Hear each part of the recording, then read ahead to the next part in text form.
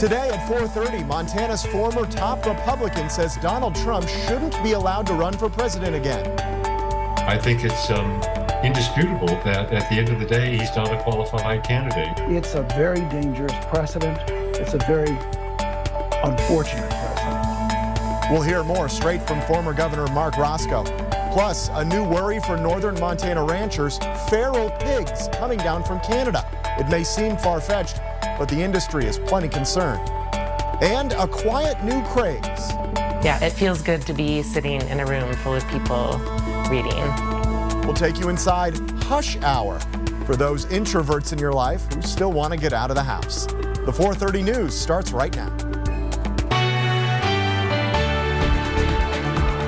Hello, everybody. Thank you for joining us. I'm Casey Conlon. We'll get to those stories in a moment, but first, scary moments at Alkali Creek Elementary in the Billings Heights this morning. The school put into shelter in place after a partially loaded gun magazine was found by a student on the playground. Police were called immediately after the .22 caliber mag was found to search the grounds with officers and dogs. School and district administration also searched the inside of the school and found no weapons. The shelter in place was lifted at 10:50 a.m. and an email was sent to parents half an hour later. The district clearly taking the event very seriously.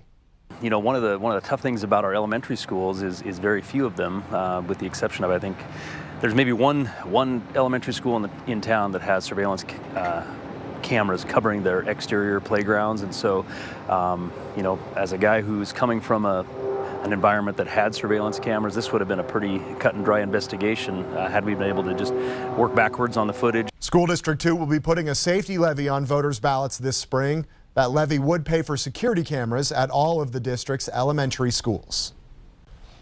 A 19-year-old Billings man pleaded not guilty this morning after allegedly causing an estimated $40,000 of damage during a mass vandalism spree last weekend. Gabriel Douglas Lamb appeared for arraignment from the county jail.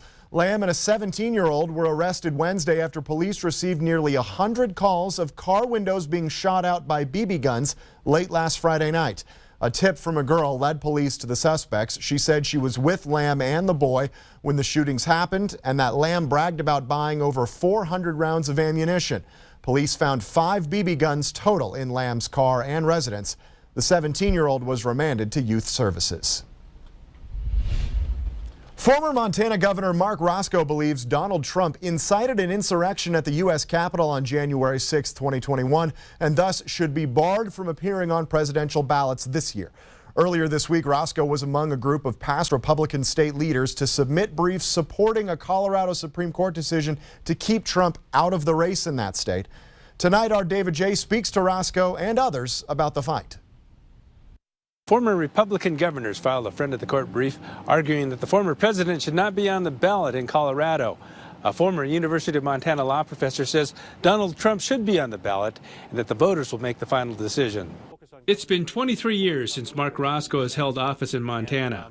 You can feel the excitement in the air. But the former two-term governor and former Republican National Committee chair is back in the political spotlight, joining 2 other former governors from the 1990s in filing an amicus brief to the U.S. Supreme Court, arguing that former President Trump is ineligible to run again for president. The 14th Amendment, which is very plain on its face, says that if you have taken an oath and sworn to defend the Constitution, and while in office thereafter betray that oath by engaging in an insurrection, then you are ineligible to run for that office again. Justices are considering whether the state of Colorado can remove Trump from the ballot after that state's Supreme Court last month ruled Trump wasn't qualified based on his actions leading up to January 6th, citing the 14th Amendment of the Constitution, which says no one can hold federal office if they have, quote, engaged in insurrection or rebellion against the U.S. The Constitution is very plain. It's very clear.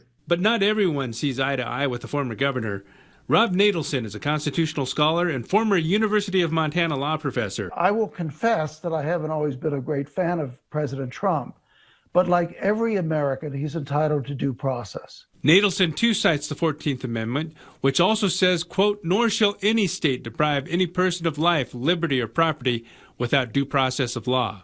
Nadelson now heads the Independence Institute's Constitutional Studies Center in Colorado. He argues the Constitution refers more to something such as the American Revolution and not what happened on January 6th. They're talking about actually leading the forces. It's a debate far from over and one that will now be up to the U.S. Supreme Court to decide. In Billings, David J., MTN News. John Tester continues to dominate fundraising in the race for his U.S. Senate seat. The Federal Election Commission's year-end report said Tester raised more than $5 million in the final quarter of 2023, the fourth straight quarter he's gone over that mark. He spent nearly $7.3 million, but still has more than $11 million cash on hand. Republican challenger Tim Sheehy, meanwhile, brought in just under $2.5 million, spending about that same number. That left him with just over $1 million cash on hand heading into the new year. Congressman Matt Rosendale, who is not officially in the race but has hinted at the possibility, raised just $98,000 though. His campaign still has more cash on hand than Sheehy. Spending isn't only coming from candidates. National media has reported that top national super PACs are already buying tens of millions of dollars of ad time in Montana, which will no doubt increase with the Super Bowl on the way next weekend.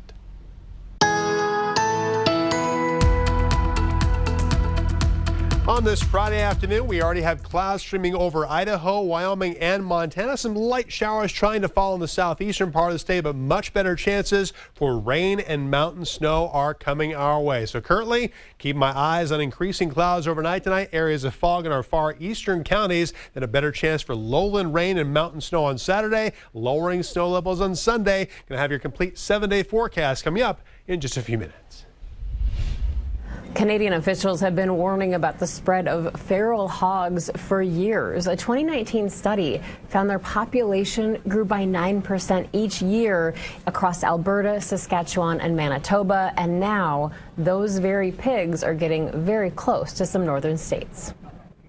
This little piggy went to market, this little piggy stayed home, and this little piggy and his friends went across the Canadian border into Montana, but policymakers are hoping to stop them in their tracks. We have to get very serious about it and make sure that these feral hogs do not cross the border from Canada into Montana, or it is going to be a very big problem. Feral hogs, wild swine, razorbacks, no matter what you call them, some scientists say they're the most invasive animal on the planet. Montana Congressman Matt Rosendale tells Scripps News the destruction they can do is significant.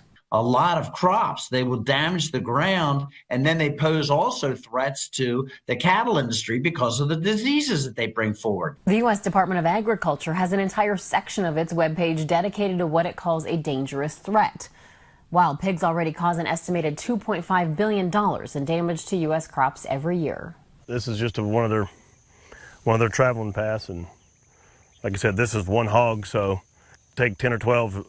You can see pretty quick how much damage they can do in just one trip. A significant problem in southern states, as Scripps News showed you at this Texas rice farm earlier this year.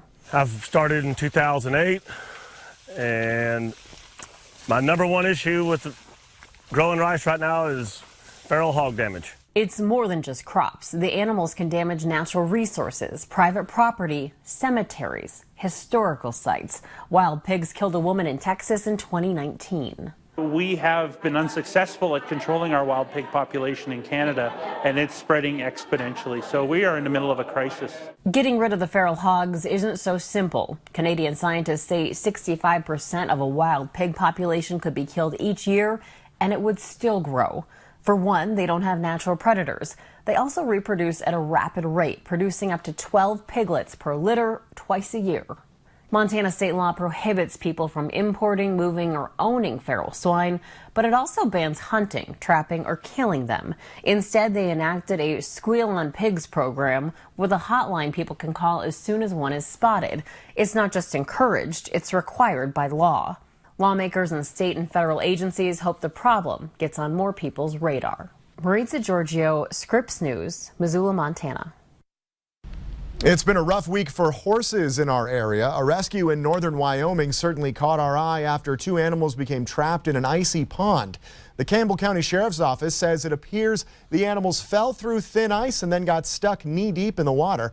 A team of 6 firefighters responded and began quickly cutting through the ice with chainsaws, trying to create a path out of the water. Firefighters managed to get the animals out in just 20 minutes. As reported, a horse near Bozeman also experienced a dramatic rescue earlier this week when it fell into this 15-foot sinkhole. It took several hours of digging, but a team of rescuers did manage to successfully rescue the horse, and the animal is reportedly doing okay. Generally in winter, staying inside curled up with a book is an enticing activity, making it difficult to want to be social and active. But a new Missoula event claims to be the best of both worlds. MTN's Claire Peterson finds out how an hour of silence is creating connection. Right back with that Pinot for you. Even in the middle of winter. Skirting Top is closing out today. A weeknight at a popular Missoula bar is usually pretty loud. A nice interview for you. But this past Tuesday at the Guild, a ringing bell marked the beginning of silence. Thank you, everybody, for coming for the first Missoula Hush Hour silent reading party. Hush Hour was started by a local women's book club. It's a designated hour of silent reading at a local bar. I was like, let's go read, so I'm really excited. Co-founder Nicole Vanek got the idea from a similar program in New York City. It just kind of hit me that we could probably do this here. This is something that Missoulians would love. And she wasn't wrong. It's poppin', yeah. I love going to bars and reading. The first night of Hush Hour, it just seems like a reading community. So had over 60 people in attendance. So an hour of reading sounds wonderful. You know, like it's designated time. Going out and being at one of my favorite places and reading at the same time with some of my favorite people. Bringing some extra business for Guild. Yeah, I mean, Monday and Tuesday anywhere is a slower day, so that kind of welcomed the idea for sure to get people in the building. But more importantly, bringing people together. I don't know, reading is such a solitary sort of like hobby, so to do it around others is, I don't know, intriguing. And putting reading... Overall, it's either fantasy or horror. It's a philosophy book about prisons. Back on the map. We get obsessed with scrolling, we're online so much, so to see so many people in our community committed to something that I as a teacher saw dying out, I think we were all in favor of and all for it. In Missoula, Claire Peterson, MTN News. Still to come on the MTN 4:30 News, we'll go back to Jason for the full weekend forecast with possible rain and snow on the way. But first, no surprise from Punxsutawney Phil this morning. We all could have told you we were in for an early spring. But what about the country's other prognosticators? Stay tuned.